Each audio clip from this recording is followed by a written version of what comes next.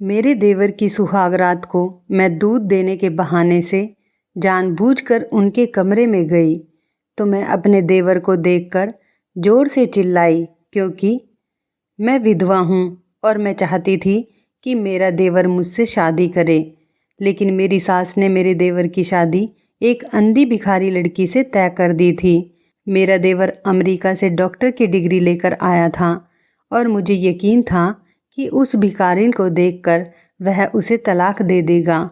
लेकिन वह खुशी खुशी अपनी पत्नी का हाथ पकड़कर उसे कमरे में ले गया। रात को मैं दूध देने के बहाने से उनके कमरे में गई तो मैं अपने देवर को देखकर जोर से चिल्लाई, क्योंकि मेरी शादी के 6 महीने बाद ही मेरे पति की मृत्यु हो गई। मैंने अपने दुख के 6 महीने अपने ससुराल वालों के साथ ही बिताए। उसके बाद मेरे माता पिता मुझे लेने आए, लेकिन मैं उनके साथ नहीं गई क्योंकि मैं उन पर बोझ नहीं बनना चाहती थी। मेरे माता पिता की आर्थिक स्थिति कुछ खास नहीं थी। उन्होंने बड़ी मुश्किल से मेरी शादी तय की। मेरे ससुर बहुत अच्छे थे। मेरी सास के 2 बेटे और एक बेटी थी।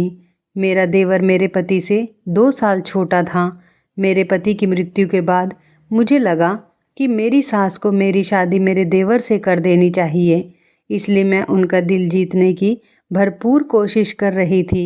मैं घर का काम खुद ही करती थी और रात को सोने से पहले अपनी सास के पैर दबाती थी। मैं अपनी सास की बहुत सेवा कर रही थी, क्योंकि मैंने सोचा था कि उन्हें एक बार फिर मुझे अपनी बहू बनाकर इस घर में लाना चाहिए।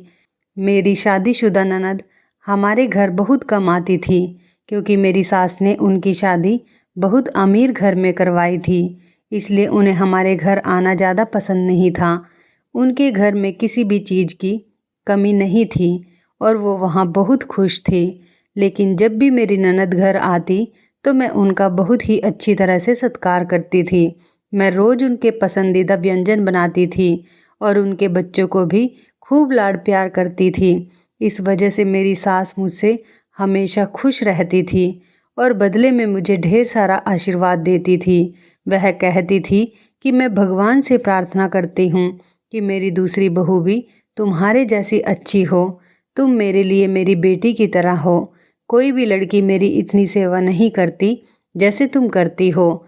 मुझे अपनी सास का दिल जीतने के लिए कुछ भी करना पड़ा, क्योंकि हमारे घर में मेरी सास का ही राज था। सब कुछ उनकी इच्छा के अनुरूप होता था। अगर उन्हें कोई बात बुरी लगती तो इस घर में कोई उसका जिक्र तक नहीं करता था, क्योंकि मेरी सास बहुत सख्त मिजाज की थी और हमारे घर में एक पक्षी भी अपने मन से नहीं उड़ सकता था। मेरी सास मुझसे इतनी खुश थी कि मुझे विश्वास था कि वह मेरी शादी मेरे देवर से करेगी। मेरा देवर अमेरिका में डॉक्टर की पढ़ाई कर रहा था और उसे भारत लौटने में केवल 3 महीने बचे थे, लेकिन मैं मन ही मन बहुत खुश थी। अब एक बार फिर से ये घर मेरा होने वाला था और मैं इस घर की मालकिन बनने वाली थी, क्योंकि मैंने अपना पूरा जीवन गरीबी में बिताया था और जब मैं यहाँ आई तो मुझे पता चला कि आराम क्या होता है। अब मैं यह सब अच्छी तरह से जानती थी कि ऐसा तभी हो सकता है जब मेरा देवर मुझसे शादी करेगा, क्योंकि मेरी सास हमेशा मेरी बात सुनती थी और मैं हर काम में उनकी सलाह लेती थी। मेरे पति सामान्य दिखने वाले थे और ज़्यादा पढ़े लिखे नहीं थे। उनके किसी भी रिश्तेदार ने उन्हें अपनी बेटी नहीं दी थी, क्योंकि मेरे पति को बचपन से ही एक गंभीर बीमारी थी और यह बात उनके सभी रिश्तेदारों को पता थी। लेकिन मेरी सास ने ये बात मेरे पापा से छुपाई, क्योंकि उन्हें पता था अगर उनकी बेटी के घर वालों को उसकी बीमारी के बारे में पता चला तो वो कभी भी अपनी बेटी का हाथ नहीं देंगे। मेरे पापा को यह बात बिल्कुल भी नहीं पता थी। इसलिए जब उन्होंने मेरी शादी के लिए हाथ मांगा तो मेरे पापा ने तुरंत हाँ कह दिया और मैं शादी करके इस घर में आ गई। लेकिन किस्मत में जो लिखा था उसे कोई टाल नहीं सकता। मेरी शादी के 6 महीने बाद ही मेरे पति की तबीयत अचानक खराब हो गई। मेरी सास ने मेरे पति के इलाज पर बहुत पैसा खर्च किया। सास उन्हें इलाज के लिए दूसरे देश ले जाने को भी तैयार थी, लेकिन मेरे पति के पास इतना समय नहीं था और कुछ ही दिनों में उनकी मृत्यु हो गई। मेरे पति की मृत्यु के बाद मैंने 1 साल तक अपने ससुराल वालों की बहुत सेवा की और इस घर की बहुत अच्छे से देखभाल की, लेकिन उस दिन मुझे बहुत दुख हुआ जब मेरी सास ने कहा कि अब मैं अपने छोटे बेटे की शादी कर दूंगी। मैं मन ही मन सोच रही थी कि मैं एक नौकरानी की तरह दिन रात उसके पीछे पड़ी रहती हूँ, लेकिन अब मेरी सारी मेहनत बर्बाद होने वाली थी और मैं ऐसा बिल्कुल भी नहीं होने देने वाली थी।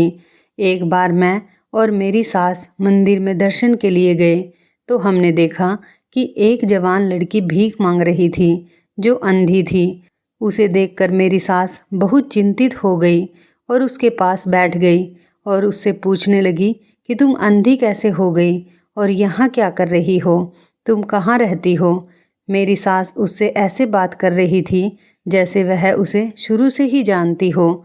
मैं सोच रही थी कि मेरी सास एक भिखारी के पास कैसे बैठी थी और वो उन्हें कैसे जानती थी। वह भिखारी लड़की से माफ़ी मांग रही थी और उसे अपने साथ चलने के लिए कह रही थी। भिखारिन मेरी सास को ये कह रही थी कि अब मैं उसके साथ बिल्कुल नहीं आऊँगी। मेरे साथ जो कुछ भी हुआ है वह आपकी वजह से हुआ है और इसके लिए मैं आपको कभी माफ़ नहीं करूँगी। सास रो रो कर उससे माफ़ी मांग रही थी और कह रही थी कि अब तू जो चाहेगी वही होगा, अब तेरी हर इच्छा पूरी होगी, तू बस मेरे साथ चल। और मेरी सास उस अंधी भिखारी को अपने साथ घर पे ले आई। जब मैंने अपनी सास से सवाल पूछा, आप इस अंधे भिखारी को अपने साथ घर क्यों ले आई हो और यह कौन है, उस पर मेरी सास ने मुझे सिर्फ इतना बताया कि मैं उसकी शादी अपने बेटे राहुल के साथ करने जा रही हूँ। मेरी सास ने यह कहा तो मेरे पैरों तले से ज़मीन खिसक गई, क्योंकि मैंने जो भी सपना देखा था वह सब बिखरता हुआ नज़र आ रहा था। इतना कहने के बाद उन्होंने आगे कहा कि अब मुझसे इसके बारे में दोबारा कोई नहीं पूछेगा। मैं अपनी सास की इन सभी बातों से हैरान थी। वह अपने डॉक्टर बेटे की शादी उस अंधी भिखारी लड़की से कैसे कर सकती थी। मैं अच्छी तरह से जानती थी कि मेरा देवर उस भिखारी को देखते ही उसका गला दबा देगा, क्योंकि वह अमेरिका में पढ़ रहा था और उसकी रुचि कुछ विशेष करने में थी। वे एक अंधी भिखारी लड़की से शादी कैसे करेंगे। मैं अपनी सास के व्यवहार से आश्चर्यचकित थी। कुछ ही दिनों में मेरा देवर भारत लौट आया और मेरी सास ने उसकी शादी की तैयारियां शुरू कर दी। मेरी सास ने मेरे देवर को शादी के बारे में बताया था, लेकिन उसने यह नहीं बताया था कि जिस लड़की को उसने उसके लिए चुना है वह अंधी थी।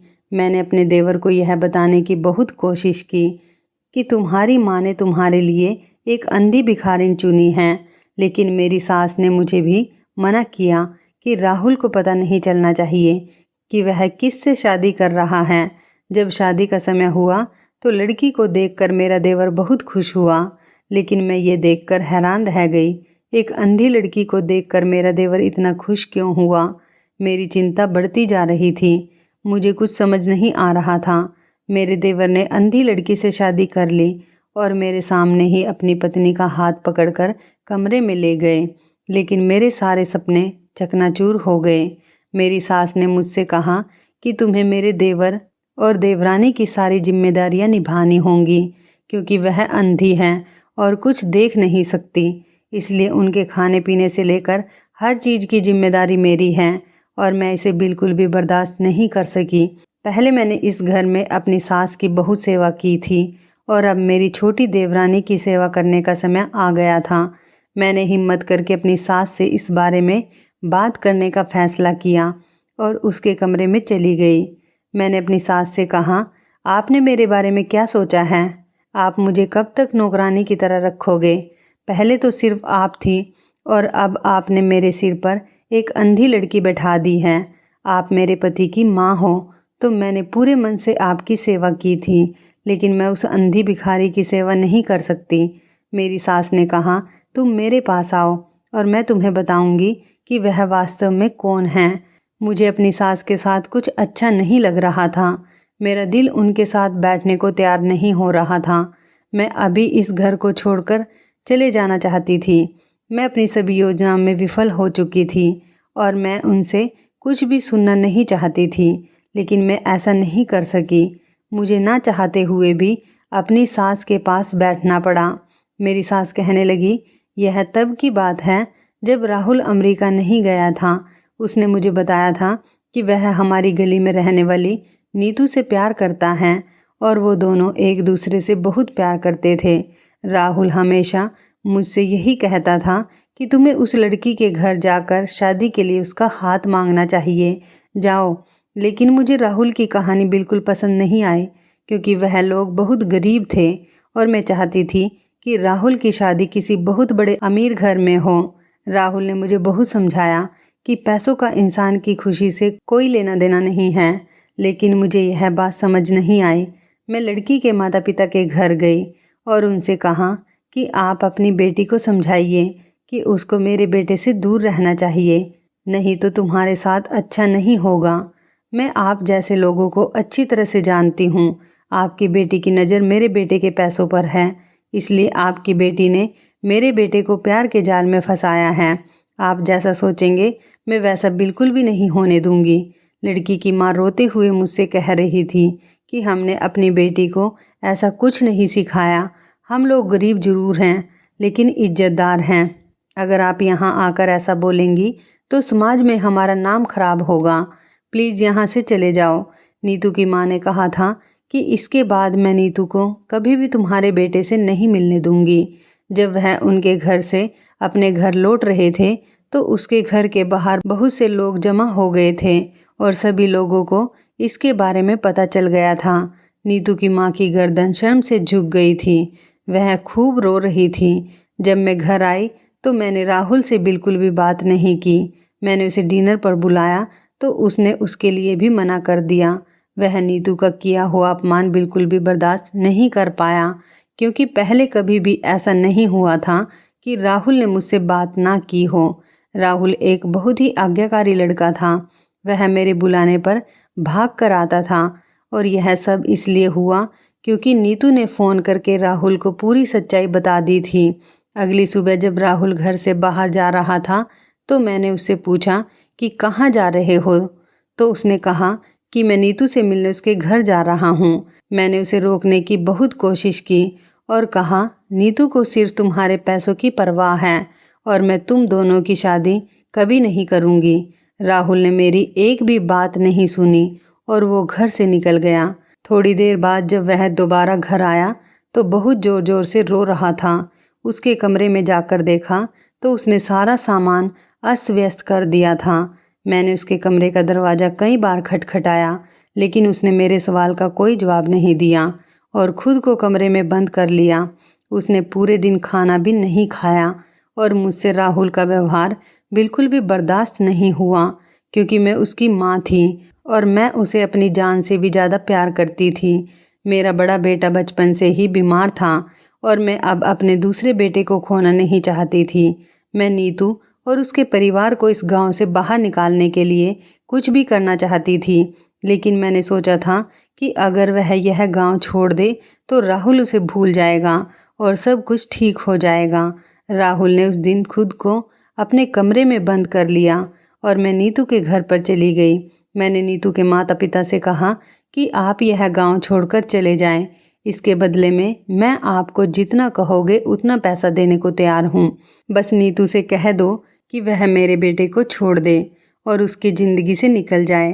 तभी नीतू कमरे से बाहर आई और बोली, चिंता मत करो, मैं तुम्हारे बेटे को दोबारा कभी नहीं देख पाऊँगी। आज भी वह मुझसे मिलने आया था और मैंने उसे फिर वापस भेज दिया। मैंने उससे हमेशा के लिए सारे रिश्ते ख़त्म कर लिए हैं और हमें आपके पैसे नहीं चाहिए। हम पहले ही यह गांव छोड़कर जाने का फ़ैसला कर चुके हैं। आप अपने बेटे को समझाएं कि वह हमारा पीछा ना करे। आपका बेटा मेरे पीछे पड़ा है। वह हमेशा मुझसे कहता था कि अगर मैं शादी करूँगा तो सिर्फ तुमसे ही, लेकिन मैंने उससे कहा कि मैं तुमसे कभी शादी नहीं करूँगी, क्योंकि मैं जानती थी कि आप ऐसा कभी नहीं होने दोगे, क्योंकि आपको अपने बच्चे की खुशी से ज़्यादा अपना पैसा और उससे मिलने वाली विलासिता अति प्यारी है। आपको आपके बेटे की खुशी की परवाह नहीं है और आपका बेटा हमेशा मुझसे कहता था कि अपनी माँ को समझाना मेरी जिम्मेदारी है। उसकी चिंता मत करो, वह मेरी माँ है और वह ये बात ज़रूर समझेगी कि मुझे किस बात से खुशी मिलती है। नीतू ने कहा, मुझे लगता है कि यह सब राहुल की गलतफहमी थी कि उसकी माँ को सिर्फ अपने बेटे की खुशी पसंद है। उस वक्त मैंने नीतू से कहा, तुम्हें मुझे कुछ भी समझाने की ज़रूरत नहीं है और जितनी जल्दी हो सके यह शहर छोड़ दो। जब मैं घर आई तो राहुल की तबीयत खराब थी और वह रो रहा था।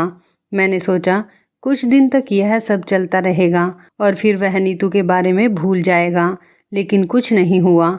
राहुल की तबीयत दिन पर दिन गिरती जा रही थी। उसने खाना पीना सब कुछ छोड़ दिया था। एक दिन वह बेहोश होकर गिर पड़ा और केवल नीतू का नाम ले रहा था। मुझे एहसास हुआ कि अगर मैं नीतू की शादी राहुल से करा देती तो बेहतर होता। कम से कम मेरे बेटे की यह हालत तो नहीं होती। उस दिन राहुल अस्पताल में भर्ती था। जब उसे होश आया तो वह रोते हुए कह रहा था, माँ, मैं नीतू के पास जाना चाहता हूँ। कुछ भी करो लेकिन एक बार उससे मिलने दो। वह मुझसे नहीं मिलना चाहती। मैं एक बार उससे मिलने भी गया, लेकिन उसने मुझसे सारे रिश्ते तोड़ दिए। वह मुझसे मिलने से इनकार कर रही थी। राहुल नहीं जानता था कि मैंने उसे इस गांव से बाहर निकाल दिया है। राहुल उसी दिन कह रहा था कि जिस दिन वह नीतू से मिलने गया था और उसी रात वे शहर छोड़कर चले गए थे। मैंने राहुल को समझाया, पहले तुम ठीक हो जाओ। तुम्हारे ठीक हो जाने के बाद मैं तुरंत नीतू के घर जाकर शादी के लिए उसका हाथ मांग लूँगी। मैं तुमसे वादा करती हूँ कि मैं तुम्हारी शादी नीतू से ही करवा दूँगी। राहुल मेरी बात सुनकर बहुत खुश हो गया और कुछ ही दिनों में वह बिल्कुल ठीक हो गया।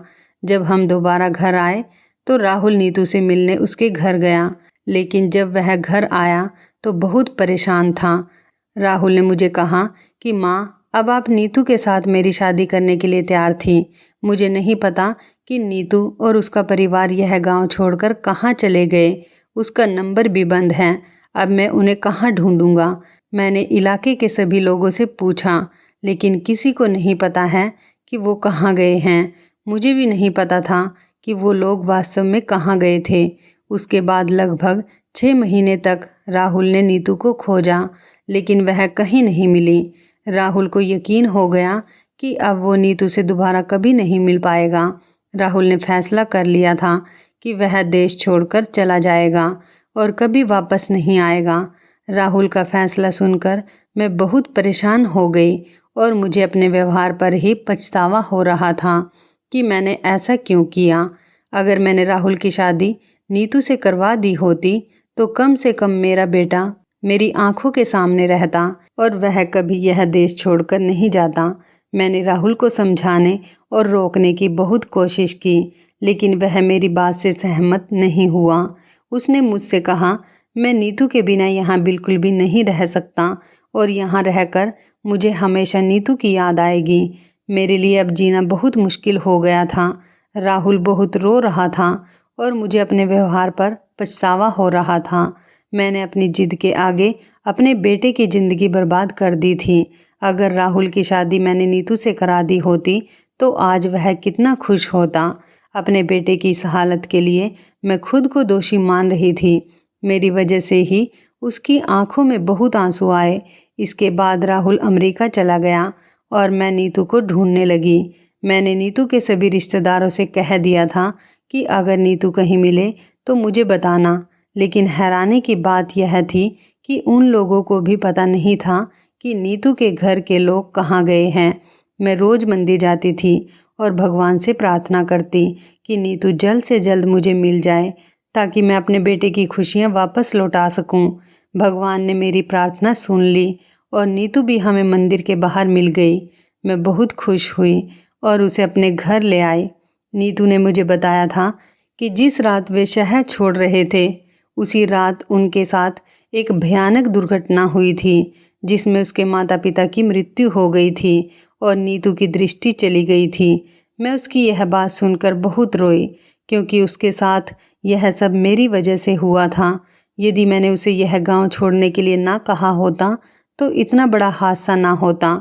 इसलिए मैंने फैसला किया कि अब मैं नीतू की शादी राहुल से करूँगी। और जब राहुल विदेश से घर आया तो नीतू को देखकर बहुत खुश हुआ। राहुल को खुश देखकर मेरी चिंता भी दूर हो गई। मैं अपने जीवन में एक पल के लिए संतुष्ट नहीं थी। मेरे लिए मेरे बच्चे की खुशी पैसों से ज़्यादा महत्वपूर्ण थी। ये सब बताते हुए मेरी सास की आंखों से आंसू बह रहे थे। उसने मुझसे कहा, बहू, मुझे पता है तुम्हारे मन में क्या है। मैं कभी वह नहीं कर सकी जो तुम चाहती हो, क्योंकि मैं मजबूर थी। तुम मेरी बेटी हो और तुमने मेरी जो सेवा की है उसका फल ईश्वर तुम्हें ज़रूर देगा। अगर तुम चाहो तो मैं तुम्हारे लिए एक अच्छा लड़का ढूंढूंगी और तुम्हारी शादी एक अमीर घर में कर दूंगी। लेकिन राहुल की खुशी केवल नीतू में थी। वह तुम्हारे साथ कभी भी खुश नहीं रह सकता था। मैं संपत्ति को 2 हिस्सों में बांट दूंगी। एक हिस्सा तुम्हारा होगा और दूसरा हिस्सा राहुल का होगा। और फिर यदि तुम्हें अपने जीवन के बारे में कोई और निर्णय लेना हो तो मैं तुम्हारे साथ हूँ। मुझे अपनी सास को यह कहते हुए सुनकर बहुत दुख हुआ कि मैं जो सोच रही थी मैं बिल्कुल गलत थी। मेरे मन में पैसों का लालच कितना बढ़ गया था। मैंने पैसों के आगे परिवार का प्यार भी नहीं देखा। अगर उन्होंने फैसला किया होता तो अपने बेटे की मौत के बाद मुझे मेरे घर भेज देते, लेकिन उन्होंने ऐसा कुछ नहीं किया। लेकिन मेरी सास ने मुझे अपने बेटे की तरह अपने पास रखा। उस समय मैंने अपनी सास से कहा कि मैं आपको छोड़कर कहीं नहीं जाऊंगी। मुझे इस घर में जितनी खुशी और संतुष्टि मिलती है उतनी कहीं नहीं मिलती। मेरी सास ने मेरी बात सुनी और मुझे गले लगाते हुए कहा, तुम मेरी बहू नहीं हो, मेरी बेटी हो। यह सुनकर मुझे बहुत खुशी हुई। मैंने सास से कहा, मैं राहुल और नीतू को उनके कमरे में खाना लाकर दे दूंगी। आप उनकी चिंता मत करो, मैं नीतू का भी ख्याल रखूंगी। हुआ यूँ कि नीतू अंधी है, वह मेरी बहन जैसी है। मैं उसे कभी यह एहसास नहीं होने दूंगी कि वह देख नहीं सकती। मैं उसकी अच्छे से देखभाल करूंगी। मेरी सास ने मेरे सर पर हाथ रखा और कहा, बहू, मुझे तुमसे यही उम्मीद थी। मैं खाना लेकर राहुल के कमरे में गई और उसके कमरे में 3 अन्य डॉक्टर मौजूद थे और राहुल उनसे केवल नीतू के बारे में बात कर रहा था। वह डॉक्टर से कह रहा था, यह नीतू है, वह लड़की जिसके बारे में मैं हमेशा तुमसे बात करता था, पर मैं उससे बहुत प्यार करता हूँ और मैं भगवान का शुक्रिया अदा करता हूँ कि मुझे मेरा प्यार दोबारा मिल गया। राहुल के दोस्त भी नीतू की खूब तारीफ कर रहे थे और वह इसकी हकदार थी। नीतू वाकई बहुत खूबसूरत लग रही थी। राहुल के दोस्त ने कहा, चलो नीतू को अमेरिका ले जाकर उसका ऑपरेशन करवाएंगे। जल्द ही उसकी आंखों की रोशनी वापस आ जाएगी। नीतू की आंखों की रोशनी एक बार फिर से वापस आ जाएगी और हम दोनों इस घर में बहनों की तरह खुशी से रहेंगे। यह सोचकर मुझे बहुत खुशी हो रही थी, क्योंकि मैंने भी अब दूसरी शादी ना करने का फैसला कर लिया था, क्योंकि मैं अब मेरी सास को ही अपनी माँ मानती थी और उनकी सेवा करना मुझे बहुत अच्छा लगता था। तो इस कहानी के बारे में आपकी क्या राय है, कमेंट करके ज़रूर बताइएगा। दोस्तों, आपको हमारी ये मज़ेदार कहानी कैसी लगी, आप हमें कमेंट बॉक्स में ज़रूर बताएं। यदि आपके पास भी ऐसी कोई प्यारी सी कहानी है या फिर ऐसी कोई कहानी जिससे कुछ शिक्षा मिले, तो आप हमारे साथ उसको ज़रूर शेयर करें। दोस्तों, यदि आपको हमारी ये वीडियो अच्छी लगे तो आप हमारी इस वीडियो को लाइक शेयर ज़रूर करें और ऐसी ही दिल को छू लेने वाली प्रेरणादायक कहानियाँ सुनने के लिए हमारे चैनल को भी सब्सक्राइब करें। यदि आप हमें फेसबुक पर देख रहे हैं तो आप हमारे फेसबुक पेज को लाइक और फॉलो ज़रूर करें। तो दोस्तों, फिर मिलते हैं ऐसी ही ज़बरदस्त कहानी या टिप्स के साथ नई वीडियो में। तब तक के लिए धन्यवाद। आप सभी अपना ख्याल रखना। आपका दिन शुभ व मंगलमय हो।